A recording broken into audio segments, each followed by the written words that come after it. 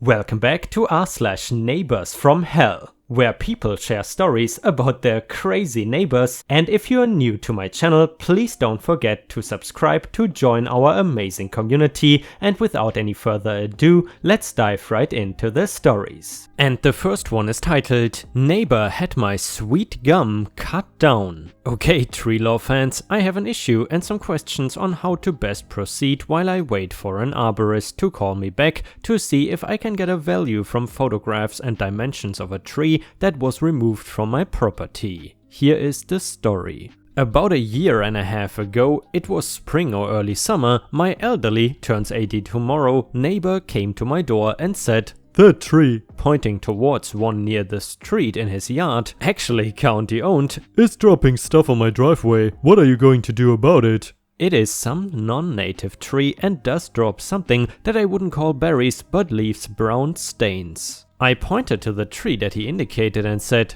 "That one? That is your tree. You can do whatever you want on your property." He insisted it was mine, so I walked out into the yard and showed him that the property line is obvious because we have a fence in the backyard and said, "This tree is yours," pointing at the one on the street, "and this tree is mine," pointing to the one obviously on my side of the property line, a 65 feet tall, 30 inches diameter sweet gum. He said, "Oh, okay," and walked away. Although we have always been friendly, we have not really talked with these neighbors in several years, except, ironically enough, the previous year when they asked who I had used as a tree service to remove a dead tree and trim my others, and I suspected the confusion was either alcohol induced, because before he built a back deck, I usually saw him on the front steps with a glass of whiskey in his hand, or that possibly he was starting to suffer from dementia. Fast forward to today and I see the tree company is doing some work in front of their house, but I figure they are just trimming or maybe taking a somewhat sickly maple out of the front yard. From my home office I cannot really see into the yard and certainly cannot see my tree, which is close to the front of the opposite end of the house. However, I heard a loud boom, and when I looked out I could see a large limb that could not have come from their little maple, and the angle shows it must have been from my tree. I ran outside to see what was happening. I know they are completely within their rights to trim any overhang on their side, and although I would not have been happy, because it would have been almost half the crown, if that was what they did, I would have not said anything. However, when I got outside, all the limbs had been removed and they were halfway done cutting down the entire tree. I yelled at the tree service guys that they were cutting down my tree, and the crew chief said, "We asked her, and she said you gave permission." I took photographs to document what was going on and then went to talk to the neighbors. She was quite defensive and insisted I had given permission. He, her husband, had told her that he asked if I would pay half to have the tree removed, and I had said no, but do what you want, it is your tree. Not what I said at all, and he never mentioned anything about sharing cost, which I would have refused. I love that tree and it provides nice cooling shade to my bedroom and a good vantage point to see birds that roost or even nest right by my window. I know that will be hard to value legally though. It turns out it was not the little brown splotches on their driveway that they had an issue with, but the gumballs that land on their walk and driveway, and that now that they are elderly and don't see as well, they often step on and slip. After we talked for a while and her husband said, "Yeah, I kind of remember that conversation." They apologized profusely but made no offer to make it right, and still complained that the gumballs were a hazard and that they were upset I had refused to pay for half of the removal. Again, never was asked and would have told them to cut the limbs on their property line if I had been. If the tree didn't survive that, then it would be my problem. So finally, after all that, sorry, I am looking for some questions of liability. The homeowners made a mistake and I like them. I don't really want to sue, but I am also upset at losing my tree. Should I stop talking with them and get a lawyer, or should I ask them to plant as mature a tree as possible to replace it? Doesn't need to be a sweet gum, as I understand their concern, and only bring in a lawyer if they refuse. Does the tree service have any liability here, since they only asked her if they had permission and did not confirm with me even though I was home, so it would have only taken a minute to check? I think they do. Also, I don't really want to sue them since they are actually the service I use and historically one of the best in the area. Should I discuss it with them, or again, do I need a lawyer to intercede? Should I wait for an arborist estimate before doing anything else, or should I be working in parallel? Since what I really want is a semi-mature tree, even if the removed tree has significant wood value, should that be my initial approach, or should I go in full bore on the value of the tree and settle for what I really want once they understand that it is likely a bargain? I don't know what sweet gum values are. I tried to research on my own but could not really find anything. I do know they are used for veneer and less valuable than oak, but I really don't know if this is a $200 case or a $40,000 case of property damage. Since this occurred on my property but was directed by my next door neighbor, would either of our homeowner's insurance be involved? I don't want to cause hardship on the neighbor, but if their insurance would cover it after deductible, I have no problem with that. Thanks in advance for any advice. And a user in the comments said, you should really get a lawyer. The tree service should have confirmed with you first before doing anything on your property, even if the neighbor told them otherwise. And someone else agreed, seriously OP,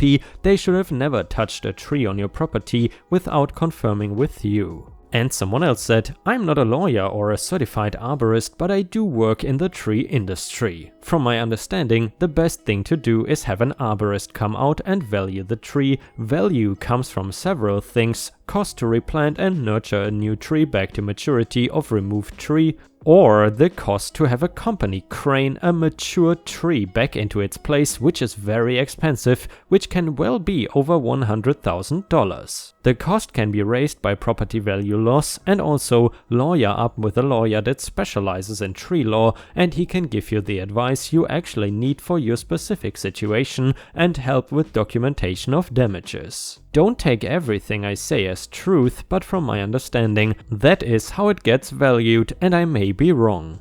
And someone else said, number 1, certified arborist. Depending on location, sweet gums can be considered a low value tree, but let the arborist tell you the value. Number 2, lawyer. State bar will tell you their tree gurus. Met with 3 before you retain one. Do all the legwork with the arborist and tree company first. You might be able to determine the insurance coverage the tree company has via the state licensing board, again location dependent. Number 3, sue both the tree company and the neighbors. It will make you more likely to be made whole by one of the two's insurance or a combination of both. Don't settle for anything other than to be made whole. And guys, if you were in this situation and someone would have cut this huge tree on your own property down, what would you have done? Or what would you suggest OP to do? Please let us know in the comments. And the next one is an update to the tree law story. As I mentioned in the original post, I got a referral from the Maryland Bar Association to a real estate lawyer who didn't seem particularly knowledgeable in tree law or terribly interested in taking the case on, but he did advise me, as did everyone here, to get an arborist to do an appraisal and not to talk to the neighbors about any settlement without legal advice. He did say I could file a claim with the tree services insurance, but that they would probably say they were acting as my neighbor's agent and tell me to pound sand. So the search for an arborist began. I called a number of local arborists and each said they don't really do this kind of assessment, but each one gave me the name of someone else who might. Each of them then also referred me elsewhere until I reached a larger company that told me what I should be looking for was a consulting arborist. They gave me 2 names of local ones and the website for their national organization, the ASCA Consultants. I reached one and it turns out that he literally wrote the book on tree law. Over the phone, from my description, he indicated even though it was a sweet gum, which has low lumber value, if it was in good condition, then as a shade tree, it added value to my property and was worth his fairly expensive fee for an assessment, which is $550 for the assessment. Based on pictures, thank you Google Street View, pictures from just last year and the stump size, he calculated my loss of value at $10,000 and replacement cost of a sapling and stump removal of $2,000. If the tree had been an oak instead of a sweet gum, the lumber value would have applied as well, and the loss would have been in the $70,000 to $100,000 range, a maple of that size, which would be unheard of in this area, but just as an exercise would have been $200,000 to $300,000. He also recommended a lawyer he has worked with who has had good success in this area. I contacted the lawyer and he was happy to take the case on. We started with a demand letter to the neighbor. He agreed with the other lawyer that the tree company would claim they acted as an agent, but said if we wound up in court we would include them in the case and let the judge sort it out, and we did send them a demand letter as well for good measure. As expected, they told us to pound sand. In nicer language, he did explain to me that although Maryland does allow for treble damages, in reality that only applies to truly egregious cases. If the neighbor had waited until I was not home and cut down all the trees near our property line, or if I was a commercial grower, they would apply. But the likelihood in this situation where they thought they had permission but were incorrect, it would be unlikely to be awarded, so our demand letter was just for our $12,000 loss. After some back and forth over the past couple of months, which included my lawyer educating theirs on the risk of treble damages if we were to go to court, we settled for $9,000 and an agreement that we would not pursue the tree service. I suspect the neighbors are going to try to subrogate their expense by going after the tree service themselves for not properly advising them of their options. I deposited the check yesterday and in a few weeks we'll have the stump removed, and later this summer, after the cicada invasion is over, we'll plant a new sapling. Thank you to all who advised me here. And guys, I would say that was a pretty decent, satisfying tree loss story. And by the way, I would just like to mention, I am always on the lookout for good tree loss stories, but there just are not that many on Reddit, especially since the pandemic started. Either way, if you enjoy tree lore stories or my content in general, I would really appreciate it if you could like the video and maybe post some star emojis in the comments to show your support. Thank you so much in advance. And the next one is titled, "Man playing the trumpet loudly outside my apartment in the middle of the night every night, calling police does little to nothing." I'm sorry, I'm really not sure if this is the right subreddit for this, but I am getting desperate and I don't know what to do. There's a man who has been playing the trumpet loudly in the middle of the night, anywhere from 1 AM to 4 AM, for about an hour every night of the last week outside of my apartment building. He typically plays taps loudly on repeat, which is literally a song the military uses to wake up people. I am in a city in Florida. While it is a very urban area, it is typically extremely quiet here at night. This man has woken me up from my sleep every night. I have called the police on him 4 times and they eventually come anywhere from 30 to 45 minutes later. Often he continues just playing again after the police leave. He still returns every night. I really don't know what to do and I am at my wit's end in dealing with this. I've not had a decent night's sleep in over a week because it is impossible to drown out the sound of his trumpeting. I'm terrified this is going to keep on going indefinitely and my lease is not over for 5 months. Please, if there's anything I can do legally to make this man stop, please let me know. Edit, as some people have suggested I should go talk to him, I am too afraid to do this as this is a big guy who seems like he genuinely might be a wacko and a trumpet can become a weapon fairly quickly if you want it to be. I'm just a small woman and I really don't want to risk getting attacked by this guy.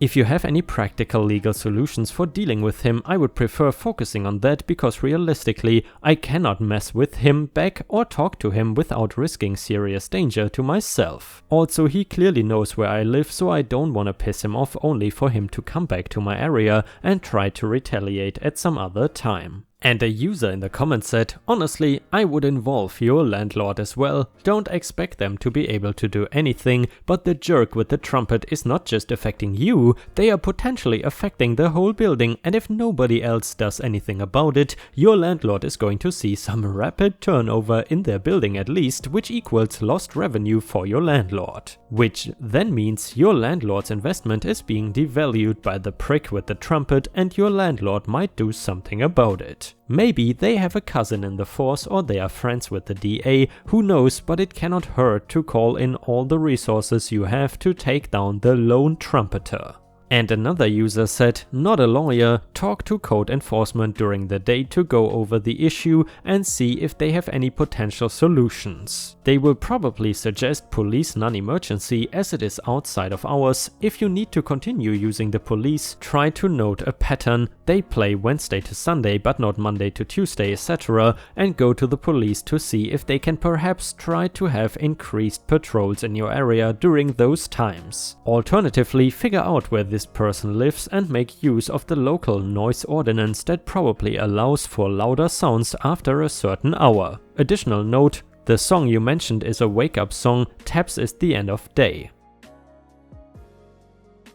Update to the trumpet story. I wanted to post an update about this as many people were interested in my previous update and perhaps this will help someone. Well, this trumpeter has been still coming here basically every night since my original post 9 days ago. Actually, it's gotten worse. Last night he was here from 2:30 to 5:30 AM blasting his trumpet. I keep calling the police on him every night. I have called about 10 times and they still do basically nothing. The guy often just keeps playing after they leave. He still returns every night. I am going crazy about it. I even went to the local police station last week in person to discuss this and was told they could not do anything other than ask the man to leave when it happens. My building management also called police and was told the same thing. I actually started to look into moving out and breaking my lease because of this. I've been sleeping an average of 3 hours a night for the last 2.5 weeks because of this trumpeter. I am so sleep deprived and basically unable to function at this point, it is seriously hurting my life. Well, I was talking to my dad about this issue today and he decided to contact the police department for me. He lives out of state, so it is not impacting him directly, but he wanted to just see if he can get any additional information. He called them and initially was told the same thing, that they cannot do anything except ask the man to leave when it happens. My dad then stated to the officer on the phone that he is looking into suing the city for their non-existent response to this issue. Well, the officer then started flowing out with the information needed. The officer told him that this same issue, same trumpeter, was happening in a different area of my city, I'm in Florida, and the way they were able to get rid of him is they had to contact a special division of the police force called the Civil Code Enforcement Office. Only the Civil Code Enforcement Office is able to issue the man a fine. The normal police are not able to do so because of stupid bureaucratic red tape BS. The normal police will not contact the Civil Code Enforcement Office for you either, only you can do that. The Code Enforcement Police will respond at 3 o'clock in the morning. It may take an hour for them to arrive. But if they do arrive, they will issue the trumpeter a fine and will continue to issue a worse fine every night he returns. According to the officer,